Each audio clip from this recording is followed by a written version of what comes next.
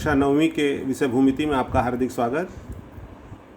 Last video में आपने exercise 4.3 का क्वेश्चन नंबर 1 का वीडियो देखा और आई होप कि आपको बताई गई रचना समझ में आई है। चलिए हम आगे चलते हैं और देखते हैं क्वेश्चन नंबर 2। तो विद्यार्थियों देखिए, क्वेश्चन नंबर 2 दिया हुआ है कि त्रिभुज XYZ की रचना इस प्रकार करें कि कोण y बराबर 58 अंश, कोण x बराबर 46 अंश तथा त्रिभुज की परिमिति 10.5 सेंटीमीटर हो। तो हम कच्ची आकृति बनाएंगे।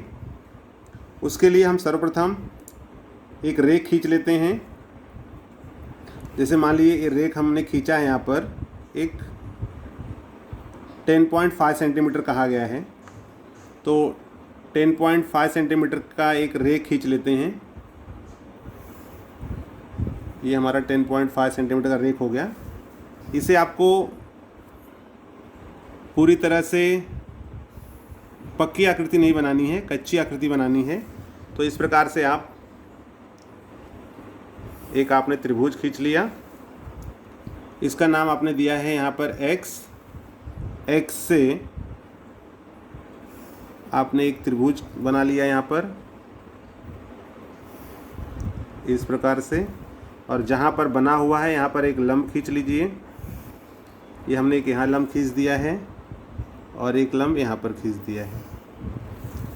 तो विद्यार्थियों ये हमने इसकी कच्ची आकृति बना ली है। अब आप देखें यहाँ x हो गया, यहाँ y, यहाँ पर z, इसको आप नाम दे दीजिए a, यहाँ पर हो गया b, ये है हमारा यहाँ पर परपेंडिकुलर। और जैसे आप जानते हो कि ay जो होगा वही xy होगा, जो bz होगा वो xz होगा। और उसके बाद में चूँकि ये यहाँ पर लंब खींचा गया, इस ax पर लंब है, तो ये भाग और ये भाग सेम होंगे। वैसे यहाँ का ये जो भाग है और ये भाग है, ये दोनों सेम होंगे। तो इस आधार पर, और ये कितना खींचा है हमने, ये यहाँ पर है 10.5। आप यहाँ पर ये शो कर दोगे कि ये 10.5 है। यहाँ पर हमने लिया हुआ ये 10.5 सेंटीमीटर। तो विद्यार्थियों ये हो गई कच्ची आकृति। अब हमें इसी के आधार पर पक्की आकृति बनानी है। तो इससे पहले कि हम पक्की आकृति बनाएं, हम यहाँ पर विश्लेषण या स्पष्टीकरण लिखना ज़रूरी है। यहाँ पर हम लिख लेते हैं स्पष्टीकरण।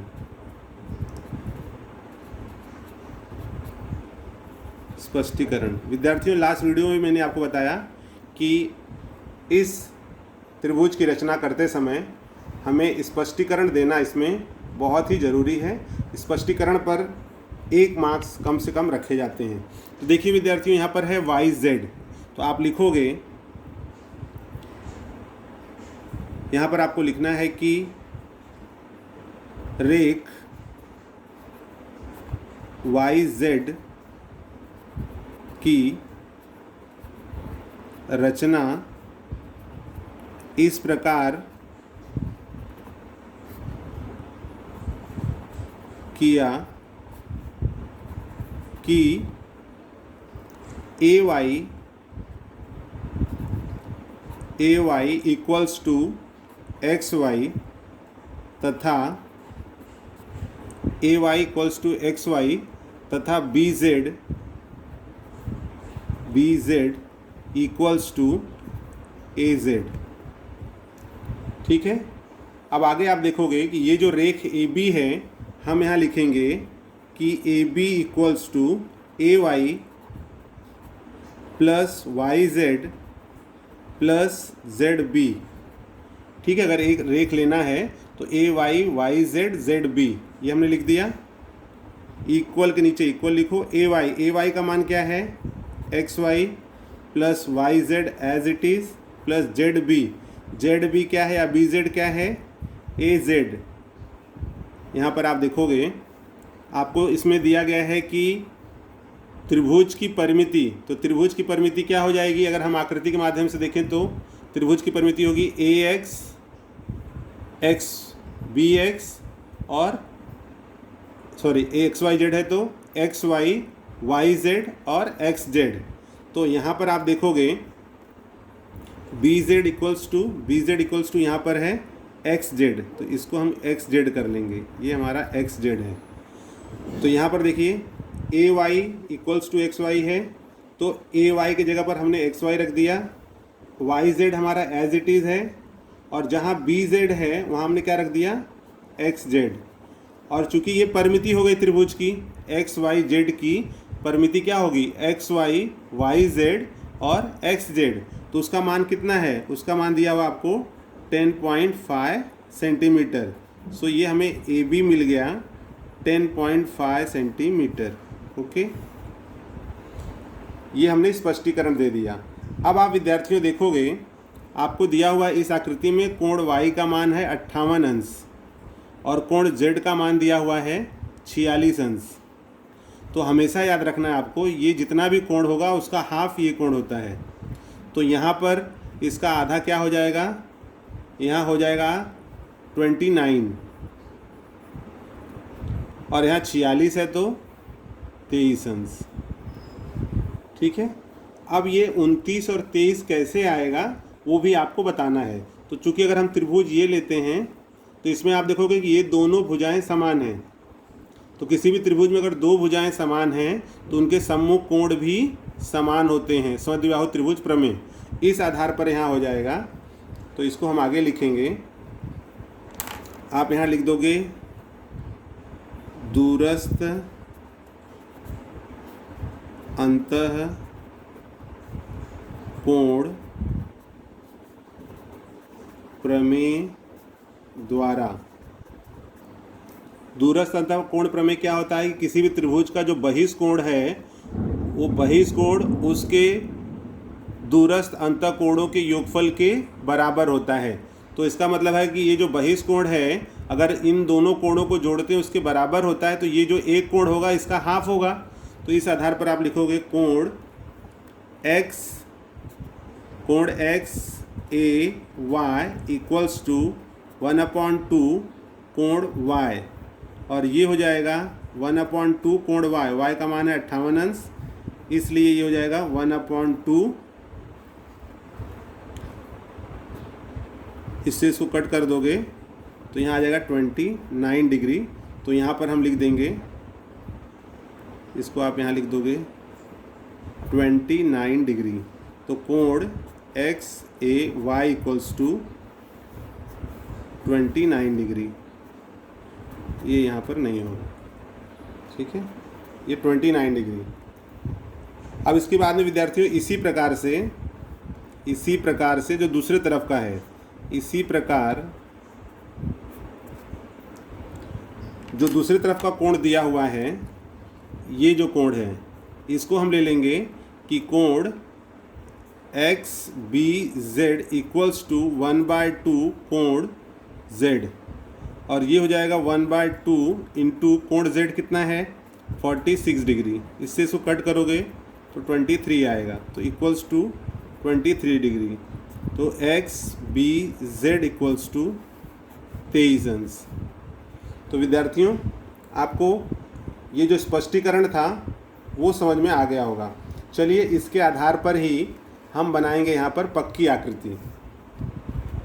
तो विद्यार्थियों आप देखोगे यहाँ हमें बनाना है पक्की आकृति।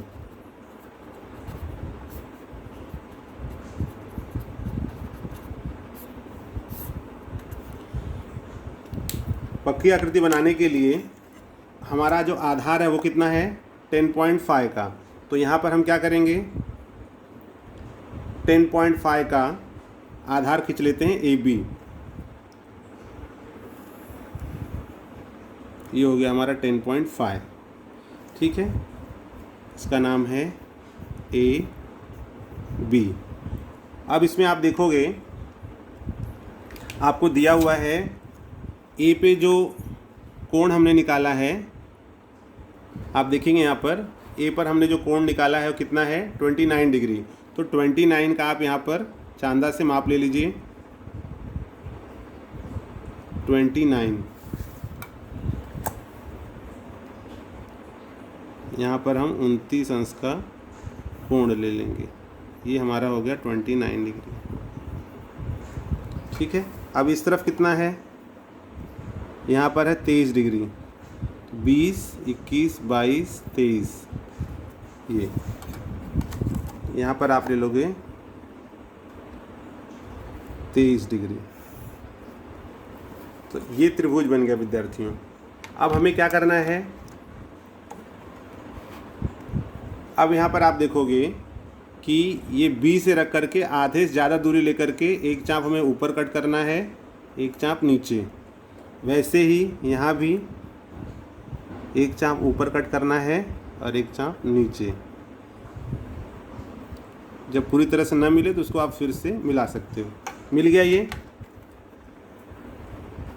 अब देखिए विद्यार्थियों क्या करेंगे, हम यहाँ पर ये जो चाप कटा हुआ है इससे दोनों चाप को हम एक दूसरे से मिला देते हैं। तो ये हमारा हो जाएगा लमसम द्विभाजक। इस पे हमने ये 90 बना लिया। ठीक है, जो कार्य इस तरफ किए हैं, लेफ्ट राइट में किए हैं, वही हमें लेफ्ट में भी करना है। तो हमने ए पर रखा, आधे से ज़्यादा दूरी, आधे से ज़्यादा, मोर देन हाफ। तो एक चाप आप बाहर कट करना है, एक चाप इस तरफ। ठीक है, एक यहाँ हमने कट किया, एक यहाँ पर। वैसे ही आप यहाँ रखोगे, एक चाप यहाँ कट करना है आपको, यहाँ पर। ये देखिए ये यहाँ कटा है, तो इसको फिर से रख करके उसको आगे बढ़ा लीजिए। ये हमने बढ़ा लिया। ओके, अब मिला लीजिए इसको भी।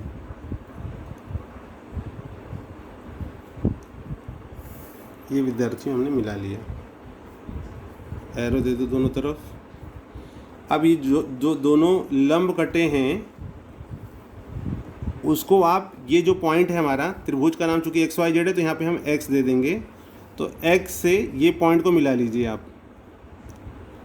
X के साथ में ये पॉइंट।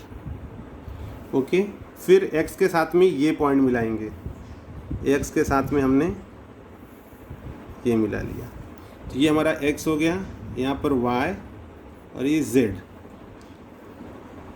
और आपको कच्ची आकृति में आपने बनाया है कि AY बराबर है XY और यहाँ पर AZ बराबर है BZ। और जैसे मैंने कहा है कि लंब खींचते हैं तो वो जो जिस पर हम खींचे हैं वो दोनों सेम हो जाते हैं, मतलब उनकी जो दूरियां हैं वो एक समान हो जाएंगी। तो ये हमने दर्शा दिया। इसको आप यहाँ पर शो कर दो इस प्रकार से। और ये कितना है, तो ये आपका है 10.5। तो यहाँ पर एरो शो करके यहाँ लिख दोगे आप 10.5 सेंटीमीटर। तो इस प्रकार से विद्यार्थियों आप देखोगे कि जो एक्सरसाइज 4.3 का क्वेश्चन नंबर 2 में रचना पूछा गया था वो हमारा रचना यहाँ पर कंप्लीट होता है। यहाँ पर 29 था, ये हो गया आपका 23 डिग्री। ये 23 है तो ये हो गया 46 डिग्री। और ये 29 है तो ये हो गया 58 डिग्री। तो इस प्रकार से विद्यार्थियों क्वेश्चन नंबर 2 में जो रचना पूछा गया था वो हमारा जो रचना था वो इस प्रकार से पूरा होता है। आई होप आपको रचना समझ में आया है। यदि आपको रचना बनाने में कोई डिफ़िकल्टीज़ आ रही है तो दिए गए कमेंट बॉक्स में ज़रूर कमेंट करें कि आपको रचना समझ में आ रहा है नहीं, क्योंकि इस प्रकार से हम और अच्छी तरह से आपको, यदि आप कमेंट करते हैं तो आपको अच्छी तरह से हम और समझाने का प्रयास करेंगे। वीडियो को शेयर करना न भूलें और साथ में बेल आइकन ज़रूर प्रेस करें ताकि आपको नए रचना का वीडियो, उसका नोटिफिकेशन आपको मिलता रहे।